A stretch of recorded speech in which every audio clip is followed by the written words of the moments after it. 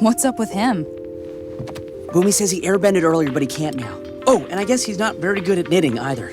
I gotta say, I love being a part of this family. If you're gonna be bending giant boulders, you can do it outside. No one is bending giant boulders. Hey everyone, welcome back to Woo Can Cook. Today I'm working on recreating some of the food from Legend of Korra, which is the sequel series to Avatar: The Last Airbender. So I thought it would be cool to check out some of the food they feature in the series in their most traditional forms and then maybe riff on them a bit, since I know not everyone will be able to find all of these traditional ingredients. So to start us off, I'm going to take a look at these sticky rice cakes from season 3, which by my best guess is a Chinese Zhongzi, or Chinese tamale as I've seen it sometimes. I've been eating these since I was a little kid, but I've never actually attempted to make one, so there should be plenty of mistakes to learn from. So first up, I'm going to take a crack at the most traditional Zhongzi that I know of, which has red bean and sweet red bean paste in it.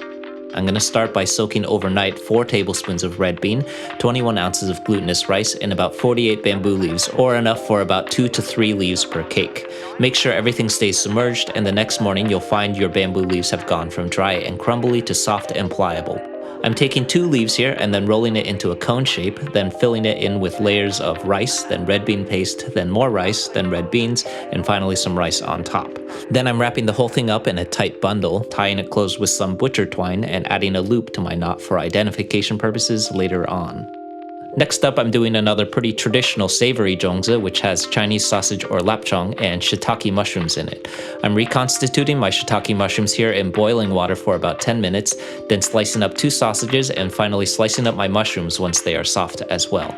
Remove your stems from your shiitake mushrooms because they're pretty tough to chew on, but definitely save them for your stalks though. I'm reserving about 4 tablespoons of the water from my shiitake mushrooms, then adding 4 tablespoons of soy sauce, 2 tablespoons of SHAOXING wine or dry sherry if you can't find this, 1 tablespoon of sesame oil, 1 tablespoon of oyster sauce, and a star anise pod. Then I'm going to let this marinate overnight. The assembly is pretty much the same, but this time make sure you don't drop the whole thing, and then I'm going to mark it with a smaller loop for identification purposes as well. Alright, so next up I'm going a little off book here for folks who can't find these traditional ingredients. I'm slicing up about 4 white mushrooms, half of a yellow onion, and about 4 strips of bacon. I'm normally a big proponent of super fatty bacon, but this might be the only scenario where I would recommend trimming off your excess bacon fat, otherwise it's going to end up being a little chewy. I'm marinating this in 4 tablespoons of soy sauce, 2 tablespoons of brown sugar, 4 tablespoons of garlic powder, 4 tablespoons of chili powder, and a pinch of kosher salt. This should have a lot of familiar flavors for you, and I think it's going to go great with a fried egg on top for breakfast. Okay, finally for my 4th and most fusion-y Zhongzi, I'm going with a smoked kielbasa sausage and a jalapeno pepper. I'm starting by removing the seeds from my jalapeno, but feel free to leave these in if you want a spicier flavor. Then I'm slicing both up and marinating it in some fresh lime juice and kosher salt. I wasn't quite sure about this one when I was making it, to be totally honest, but it actually came out pretty tasty with some hot sauce on top. Okay, so finally, I'm boiling these in the biggest pots that I own for 2.5 hours with sweet and savory ones separated.